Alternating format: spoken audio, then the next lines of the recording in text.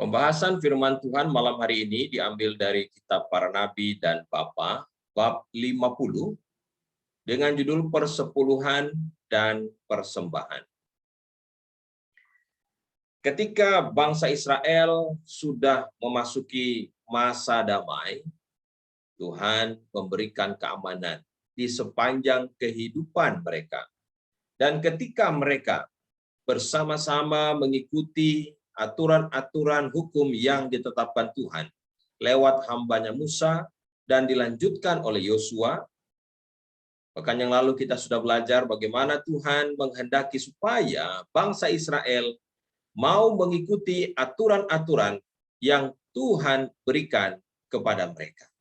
Dan malam hari ini kita akan membahas satu peraturan yang khusus ditetapkan bagi bangsa Israel tentang ekonomi yang harus mereka ikuti, yaitu peraturan tentang persepuluhan dan persembahan.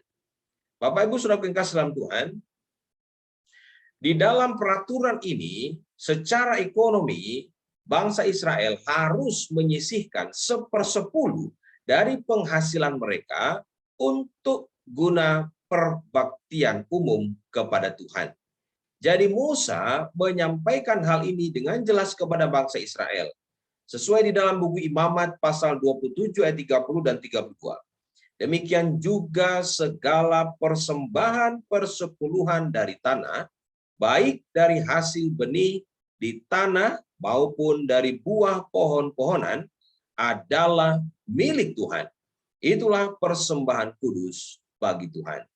Dan ayat 32 mengenai segala persembahan persepuluhan dari lembu sapi atau kambing domba harus menjadi persembahan kudus bagi Tuhan. Peraturan ini dibuat sejak bangsa Israel mereka mulai mengenal ibadah di padang gurun, dan secara khusus Tuhan membuat satu tempat ibadah yang khusus bagi mereka. Jadi peraturan ditetapkan untuk kebaikan mereka. Sistem perpuluhan ini sebenarnya tidak berasal dari bangsa Israel. Alkitab mencatat, lama sebelumnya Tuhan telah menuntut persepuluhan sebagai miliknya, dan itu sudah dipraktekkan oleh Abraham. Beliau membayar persepuluhan kepada Melkisedek. Kemudian Yakub, dia juga menyampaikan bahwa dia juga memberikan atau membayar persepuluhan kepada Tuhan.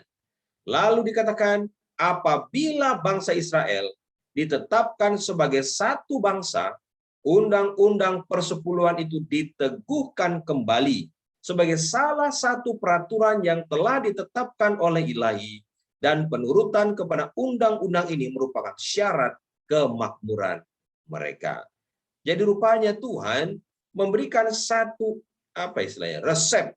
Kalau kamu mau diberkati, maka kamu harus mengikuti aturanku. Tuhan memberikan sebuah peraturan kepada mereka, umatnya, supaya mereka betul-betul dapat memperoleh berkat yang lebih limpah lagi. Nah, mengapa harus sistem ini? Sistem persepuluhan dan persembahan ini dimaksudkan untuk mengingatkan satu kebenaran besar kepada pikiran mereka bahwa Allah adalah sumber segala berkat bagi makhluk-makhluknya, dan kepadanya rasa syukur manusia harus disampaikan untuk segala pemberian-pemberian yang baik dari kasihnya. Jadi sistem ini dibentuk supaya bangsa Israel ini dapat memahami atau menyadari bahwa segala hal yang telah mereka capai, segala hal yang mereka nikmati, mereka rasakan, itu semua adalah berkat Tuhan. Jadi dengan mereka mengembalikan persepuluhan dan persembahan ini, memberikan gambaran bagaimana mereka mengucap syukur atas semua rahmat dan berkat yang Tuhan karuniakan dalam kehidupan mereka. Dan ini adalah satu pengakuan bahwa segala sesuatu berasal dari Tuhan. Dia memerintahkan agar sebahagian dari kelimpahannya itu dikembalikan kepadanya dalam bentuk pemberian dan persembahan untuk membiayai perbaktian kepadanya. Tentu kita masih ingat ketika Allah memberikan berkat khusus kepada bangsa Israel. Dari 12 suku yang telah dibahagikan, hanya satu suku yang tidak mendapatkan pembagian tanah warisan itu, yaitu suku Lewi. Dan Tuhan sudah mengatakan bahwa warisan mereka adalah Allah sendiri. Itulah sebabnya Tuhan membuat sistem ini agar kehidupan bangsa Lewi dapat terpelihara. Persepuluhan itu adalah milik Tuhan. Dalam segala bentuk dan pernyataan yang sama, ini hampir sama atau diceritakan sama dengan hukum hari Sabat. Di dalam Keluaran 20 ayat 10 katakan, tetapi hari ke-7 adalah hari Sabat Tuhan Allah. Artinya, sebagaimana Tuhan telah memisahkan hari Sabat sebagai satu hari yang khusus dan kudus dari satu pekan, maka persepuluhan ini juga adalah hal yang kudus yang Tuhan telah pisahkan dari penghasilan umatnya. Allah memberikan harta kepada manusia, kepada umatnya, dan dari harta yang diberikan itu, Allah telah menyisihkan satu bahagian, yakni 1/10 yang harus dikembalikan kepada Tuhan, dan ini digunakan untuk kemajuan pekerjaannya. Nah, rupanya Perjanjian Lama juga mencatat bukan cuma persepuluhan dan persembahan yang dinyatakan Tuhan untuk diberikan kepada bangsa Lewi. Dinyatakan di situ, sebelum persepuluhan itu diasingkan, ada satu pengakuan tentang tuntutan Allah yang lain, yakni satu istilah disebut dengan buah sulung. Nah, buah sulung ini adalah hasil tanaman yang dikhususkan untuk Tuhan. Hasil yang pertama dari bulu domba yang digunting, dari gandum yang digiling, dari minyak dan anggur, itu telah diasingkan bagi Allah. Demikian juga anak sulung dari segala binatang, dan satu harga tebusan diadakan bagi anak sulung manusia. Jadi semua yang dihasilkan dari apa yang Tuhan berikan kepada bangsa Israel, entahkah itu tanaman, entahkah itu hewan, ya, bahkan dikatakan anak dari umat-umatnya itu milik Tuhan, anak sulung. Ya. Dan kalau semua tadi diberikan kepada orang Lewi, maka bagi anak sulung ini harus ditebus dengan sejumlah harga. Nah, buah-buah sulung ini semua harus dibawa ke hadapan Allah di dalam bait suci dan harus diserahkan untuk keperluan imam-imam. Inilah yang disebut dengan buah sulung. Saya ingat betul ketika saya melayani di Minahasa, di Sulawesi Utara. Istilah buah sulung ini adalah satu hal yang bisa dikatakan sangat familiar di antara umat-umat Tuhan di sana. Mungkin kalau di Jawa Timur khususnya, istilah buah sulung ini tidak begitu familiar karena kita ini hidup di perkotaan. Sedangkan tempat di mana saya melayani dulu itu adalah di desa sekali. Ya, di mana penghasilan mereka adalah buah-buahan, sayur-sayuran, bahkan beras. Jadi ketika tiba waktunya mereka panen raya, biasanya hasil pertama itu diberikan kepada hamba Tuhan. Inilah yang disebut dengan buah sulung. Dan banyak di antara umat Tuhan yang mempraktikannya. Nah, berapa persen Tuhan menuntut bangsa Israel untuk dikembalikan kepadanya? Rupanya Perjanjian Lama mencatat jumlah yang diberikan kepada Tuhan itu lebih dari 10%. Ya, kalau 10% kan 1/10. Ya. Tapi kalau di dalam tuntutan bangsa Israel disebutkan ada 1/4 dari pendapatan mereka. Saya kira ini besar sekali. Ya. Kalau seandainya di dalam gereja kita mengembalikan milik Tuhan 2/10, kenapa? Karena bukan cuma 1/10, 1/10 itu bisa jadi hanya 1/10 saja. Tapi jika kita memberikan 1/10 tambahan lagi, itu berarti persembahan terpadu. Bangsa Israel bukan 1/5, Bapak Ibu, tetapi 1/4. Jadi ini adalah satu jumlah yang besar. Tetapi apakah mereka mengeluh? Tidak. Dikatakan sini, satu pajak yang demikian berat dikenakan kepada pendapatan orang banyak itu bisa saja menjadikan mereka melarat, katanya. Tapi sebaliknya, penurutan yang setia kepada peraturan ini adalah salah satu dari syarat-syarat untuk kemakmuran mereka. Jadi bangsa Israel terdidik untuk memberikan lebih banyak kepada Tuhan. Jadi tidak eman-eman mereka memberikan untuk Tuhan. Jadi Tuhan memberikan janji penyertaannya. Dengan syarat penurutan mereka, Allah memberikan kepada mereka janji ini. Aku akan menghardik bagimu belalang pelahap, supaya jangan dihabisinya hasil tanahmu, dan supaya jangan pohon anggur di padang tidak berbuah bagimu. Maka segala bangsa akan menyebut kamu berbahagia, sebab kamu ini akan menjadi negeri kesukaan firman Tuhan semesta alam. Bapak Ibu Saudara yang dalam Tuhan, inilah janji penyertaan Tuhan. Tuhan tidak akan pernah meninggalkan umatnya yang setia mengembalikan miliknya. Saya ingin menceritakan sebuah kisah, satu kesaksian yang indah yang pernah saya alami ketika melayani sebuah jemaat. Saya tidak sebutkan jemaat mana, tetapi yang jelas, saya pernah bertemu dengan seorang bapak dan ibu, anggota jemaat yang saat ini sudah sepuh mereka. Ya. Saya percaya bahwa mereka akan selalu menjadi kenangan bagi saya untuk mengingat luar biasanya penyertaan Tuhan, bahkan ketepatan janjinya. Bapak dan ibu ini adalah bapak yang sangat sederhana. Si bapak ini, ya, saya tidak sebutkan namanya, si bapak ini adalah loper koran bapak itu. Beliau ini bekerja dengan menjual koran. Waktu itu sekitar tahun 2000-an. Menjual koran. Ketika beliau ini menjual koran ya di sebuah tempat, saya berpikir ketika saya bertemu beliau, berapa hasil dari menjual koran ini? Ya, istrinya membantu dengan menjual masakan dengan keliling kampung, menjual masakan jadi. Lalu dia juga mencuci baju, pokoknya apa saja dikerjakan. Dan mereka tinggal, Bapak Ibu, di satu tempat yang ya bisa dikatakan satu ruangan yang kecil ya seperti kos-kosan seperti itu ya. Dan disitulah mereka tinggal bersama dengan anak mereka. Satu ketika ya, saya datang berkunjung kepada mereka dan mereka menangis. Pak Pendeta, kami sementara kesulitan. Kenapa Pak? Saya bilang, kami harus membayar sewa rumah ini. Jadi mereka kontrak rumah itu. Dan kontrak itu waktu itu saya ingat betul 400.000 satu tahun ya, 400.000 satu tahun karena sebuah kamar kecil saja. Saya bilang wah ini lumayan, waktu itu gaji saya pun masih hitungan berapa ratus ribu. Saya tidak bisa bantu karena saya juga hampir sama ya dengan apa yang mereka butuhkan.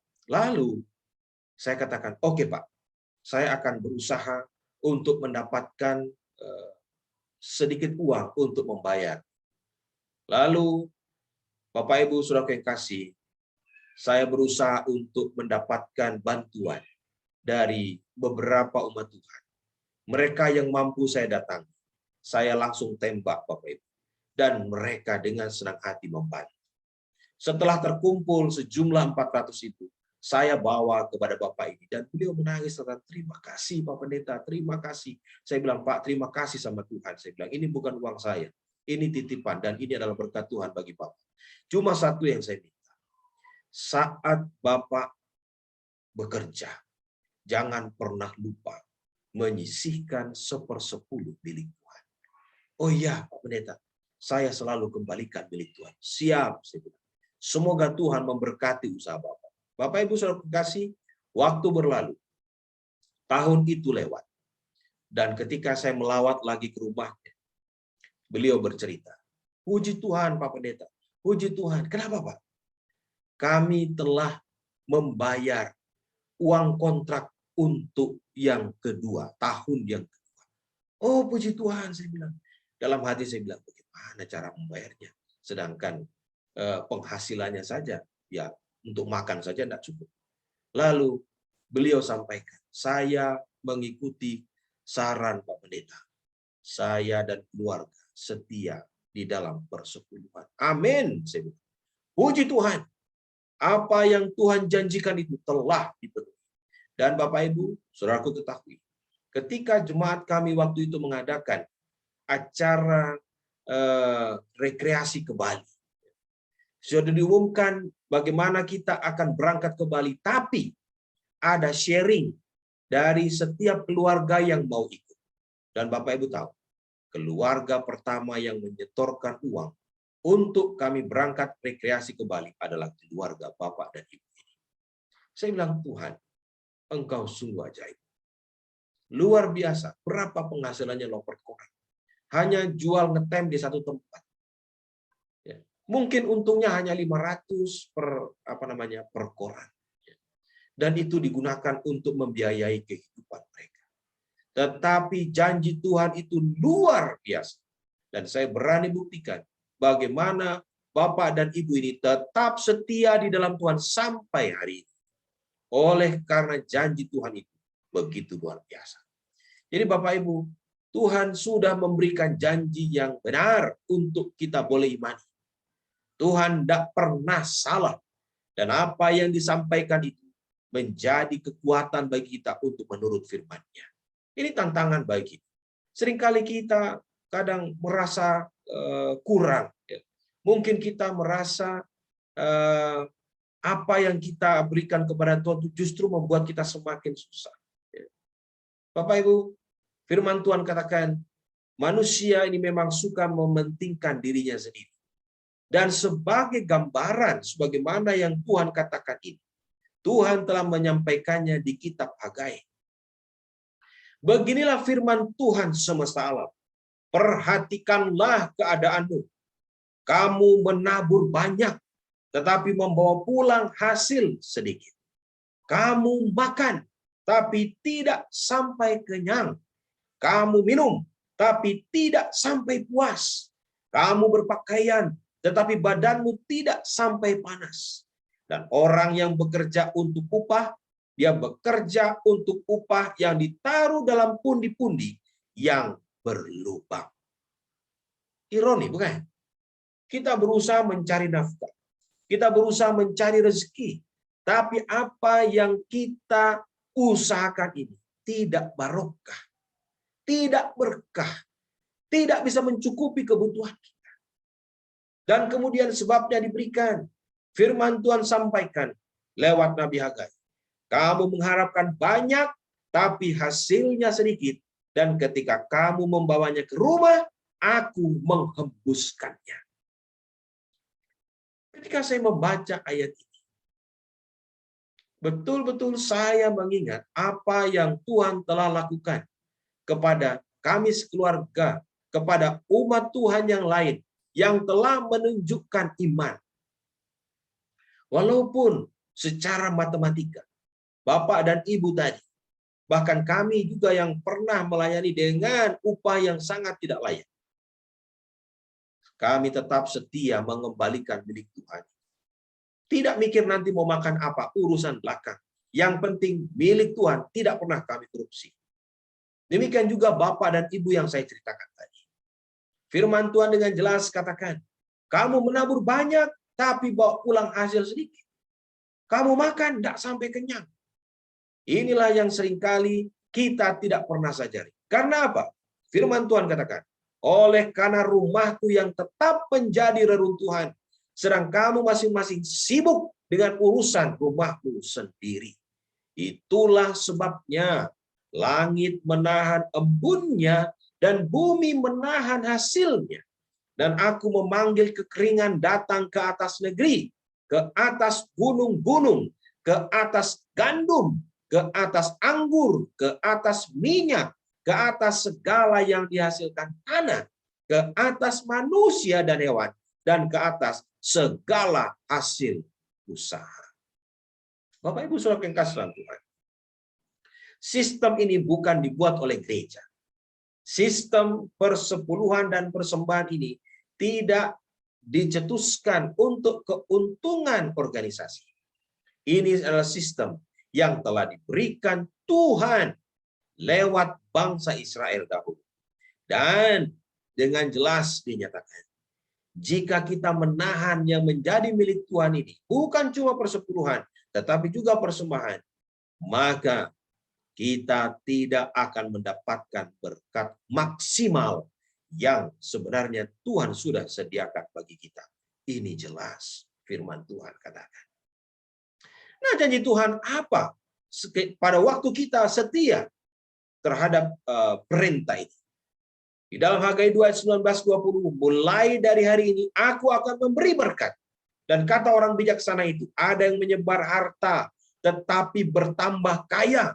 Ada yang menghemat secara luar biasa namun selalu berkekurangan. Ini karena kita tidak mengikuti nasihat Tuhan. Saya berkeliling di Konferensi Jawa kawasan timur ini, ada begitu banyak umat Tuhan yang kami layani. Dan saya betul-betul menyaksikan mereka yang setia di dalam persembahan dan persepuluhan ini sesuai dengan nasihat Tuhan. Mereka ketika kami bertemu kembali, usahanya semakin diberkati. Bapak Ibu Saudara yang kasih dalam Tuhan, pelajaran yang sama diajarkan pula dalam perjanjian baru oleh Rasul Paulus. Orang yang menabur sedikit akan menuai sedikit juga. Orang yang menabur banyak akan menuai banyak juga. Nah, ini berkaitan dengan apa? Persembahan. Kalau persepuluhan, jelas jumlahnya 1/10 saja. Tapi persembahan, tidak pernah Tuhan tentukan. Tuhan tidak pernah meminta kita sekian persen. No. Tetapi kita belajar dengan iman untuk memberikan lebih banyak atau sama dengan persepuluhan kita. Dan ketika kita memberikan yang terbaik sesuai dengan apa yang kita peroleh, Tuhan katakan, engkau tidak akan menyesal. Allah sanggup melimpahkan segala kasih karunia kepadamu, supaya kamu senantiasa berkecukupan dalam segala sesuatu dan malah berkelebihan di dalam berbagai kebajikan. Bapak Ibu Saudara kekasih dalam Tuhan, disinilah letak iman itu. Saya perhatikan ada begitu banyak orang, umat-umat Tuhan yang kekurangan iman di sini. Ya. Ketika mereka mau memberikan untuk Tuhan, rasanya itu iman, rasanya itu sayang. Aduh, besar ya. Ini jumlah yang besar. Ya. Makanya saya katakan kalau 1/10 dari 1.000, 100. Ya. Kecil. 1/10 dari 100.000, 10.000. Lebih banyak. 1/10 dari 1 juta, 100.000. Lebih banyak lagi. Semakin banyak penghasilan kita, semakin besar ternyata nominalnya. Dan di situ kita mulai untung rugi. Bapak Ibu Saudara yang kasih dalam Tuhan, ada umat Tuhan yang suka menyimpan kitir yang dari bendahara itu. Bapak Ibu tahu ya, kwitansi, bukan kitir, kwitansi. Kwitansi yang dari bendahara itu dia simpan, ya, dan dia taruh di paku yang di bengkokkan, ya, ditaruh di situ. Dan ditaruh di belakang apa? Pintu. Satu kali ketika dia bersih-bersih rumah, tanpa dia sadari, dia dapatkan itu kwitansi-kwitansi yang dia telah tempelkan di paku itu. Sudah bertumpuk di situ banyak sekali. Ya. Dan ketika dia ambil itu, dia lihat, wah ternyata banyak sekali ya yang saya berikan kepada gereja. Ya. Sejak saat itu dia berhenti memberikan persepuluhan karena dia rasa rugi. Dia rasa rugi memberikan persepuluhan. Bapak Ibu Saudara yang kasih dalam Tuhan, saya percaya bahwa janji Tuhan ini pasti. Di dalam Amsal 11 tadi katakan ada yang menyebar harta tapi bertambah kaya. Ada justru yang menghemat secara luar biasa namun selalu berkekurangan. Kenapa? Karena dia tidak tahu resep keberhasilan. Tuhan katakan, ujilah aku. Apakah aku tidak akan membuka bagimu kunci pintu, pintu tingkap-tingkap langit. Jadi sebenarnya kuncinya ada sama kita, Bapak Ibu. Kalau saudara dan saya kita mau membuka kunci berkat sorga, sebenarnya mudah. Sebab kuncinya ada sama kita. Nah selama ini kitalah yang menahan kunci itu. Sehingga kita sendiri yang menahan berkat. Berikutnya mari kita lihat, berapakah sukarela itu? Pada zaman Israel, persepuluhan dan persembahan sukarela diperlukan untuk mempertahankan upacara-upacara kebaktian kepada Tuhan. Nah, apakah sekarang ini masih tetap sama seperti waktu itu? Prinsip yang telah ditetapkan oleh Kristus, perhatikan yang saya cetak berwarna, adalah supaya persembahan kita kepada Allah harus sebanding dengan terang dan kesempatan-kesempatan yang telah dinikmati. Ini yang saya bilang tadi. Kadang-kala kita hitung-hitungan dengan Tuhan. Ketika kita memberikan persembahan, kita menganggap terlalu banyak. Itu sebabnya yang lalu saya pernah sampaikan. Nilai nominal itu, apa yang membuat itu terasa besar atau kecil? Nominal uang itu, apa yang membuat itu terasa besar atau kecil? Tidak lain adalah tempat di mana kita membawa selembar uang. 100.000 kalau dibawa ke gereja, ada yang bilang terlalu besar. 100.000 kalau dibawa ke mall, semua orang pasti bilang terlalu kecil. Jadi semua tergantung tempatnya. Kemana kita membawa lembaran uang itu? Maka yang dikatakan seberapa sukarelanya kita. Betul, persembahan itu adalah sukarela. Tapi jangan pernah salah. Sukarela yang dimaksud adalah sukarela berdasarkan berkat yang diberikan Tuhan kepada kita. Kalau penghasilan kita 5 juta, lalu persembahan kita hanya 5.000, opo yo nyocok. Mohon maaf kalau saya bilang. Saya tidak soroti nominal. Tetapi mari kita lihat nilai keselamatan yang diberikan Tuhan kepada kita. Dan kalau persembahan itu disebutkan sebagai, apa istilahnya persembahan itu? Wujud ucapan syukur kita kepada Tuhan. Benarkah kita telah mengucap syukur dengan apa yang kita telah berikan tadi? Setiap orang yang kepadanya banyak diberi, daripadanya akan banyak dituntut. Ingat, bangsa Israel tadi telah memberikan 1/4, berarti 25%.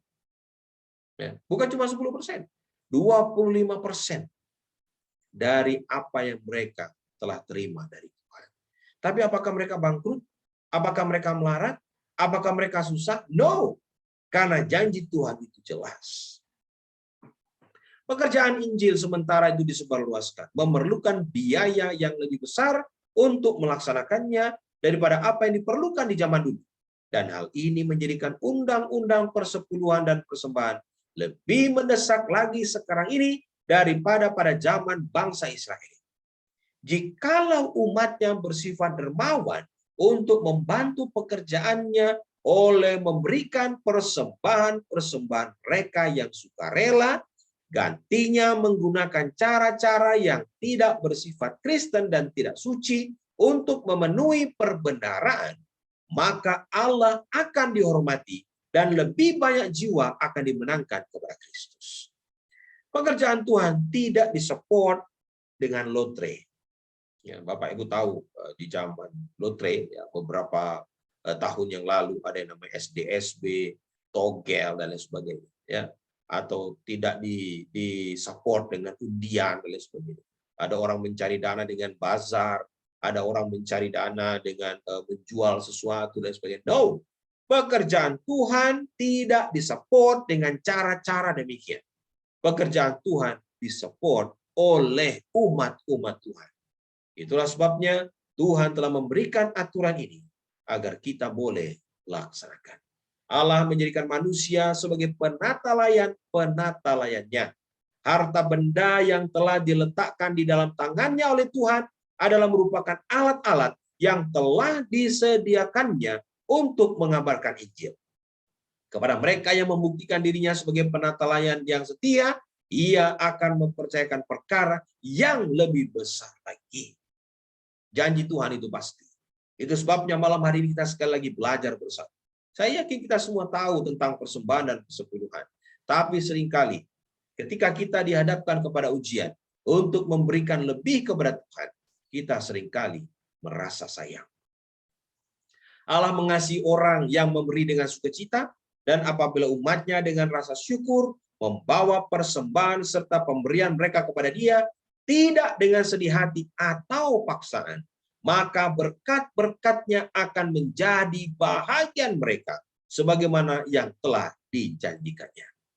Di dalam Maleakhi 3:10, satu ayat yang terakhir saya ingin sampaikan malam hari ini, bawalah seluruh persembahan persepuluhan itu ke dalam rumah perbendaharaan, ke dalam gereja Tuhan, supaya ada persediaan makanan di rumah. Dan perhatikan, yang saya cetak merah ini, ujilah aku. Firman Tuhan semesta alam, apakah aku tidak membukakan bagimu tingkap-tingkap langit dan mencurahkan berkat kepadamu sampai berkelimpahan. Lihat ini, kunci sorga, kunci pintu berkat sorga, saudara dan saya lah yang memegangnya. Asal kita tahu resepnya, sebenarnya ini sangat mudah. Selama ini kunci itu ada di genggaman tangan kita. Kita berdoa meminta rezeki, kita berdoa meminta berkat, tetapi sebagaimana yang dituliskan Hagai, kita melakukan semua itu dengan cara yang salah. Kita berdoa, oke, tetapi kita melakukan firman-Nya tidak dengan cara yang semestinya. Itu sebabnya dikatakan tadi, kita makan tidak sampai kenyang, kita pakai baju tidak sampai panas, bahkan kita bekerja, upahnya masuk di pundi yang berlobang, tidak barokah. Bapak Ibu Saudara yang kasih dalam Tuhan, saya tutup dengan sebuah cerita, sekali lagi sebuah kesaksian, bagaimana kami pernah layani di satu jemaat. Ketika ada seorang anggota jemaat yang merasa bahwa usahanya gagal, beliau memang tidak setia di dalam persepuluhan. Saya katakan, Bapak tahu rahasia kesuksesan itu? Dari semua ayat firman Tuhan, hanya ada satu ayat yang mengatakan bahwa kita boleh menguji Tuhan. Apa itu, Pak Pendeta? Maleakhi 3 ayat 10. Saya katakan, dan saya buka ayat ini. Ujilah aku. Bapak mau usaha Bapak berhasil? Inilah resepnya. Tuhan katakan, ujilah aku. Ayo kita bereksperimen 3 bulan.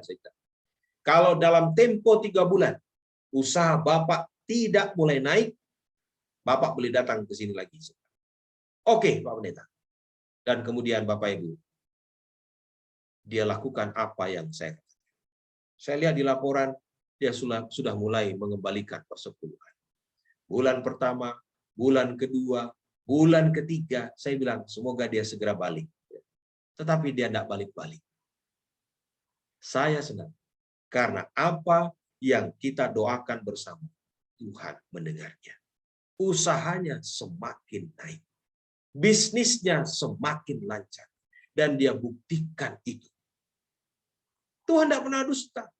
Maleakhi 3 ayat 10 ini benar. Tuhan katakan, ujilah aku. Banyak di antara kita eman-eman memberikan untuk Tuhan.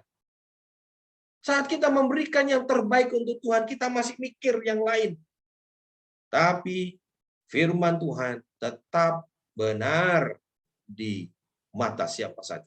Asal kita percaya. Maka dikatakan tadi, mari kita uji Tuhan dalam hal persepuluhan. Kalau saudara dan saya setia, tidak perlu takut kita berkekurangan. Menjadi kesimpulan pembahasan firman Tuhan malam hari ini. Persepuluhan dan persembahan itu adalah milik Tuhan. Jangan digunakan untuk kepentingan pribadi. Ada yang bilang, boleh enggak persepuluhan belum waktunya, saya pinjam dulu. Tidak boleh. Itu milik Tuhan. Ya. Apapun resikonya, segera kembalikan kepada Tuhan. Ya. Kembalikan itu sesuai dengan tuntutan Tuhan kepada gerejanya. Yang kedua, persepuluhan bersifat wajib. Jumlahnya telah ditetapkan jadi 1/10 dari penghasilan kita.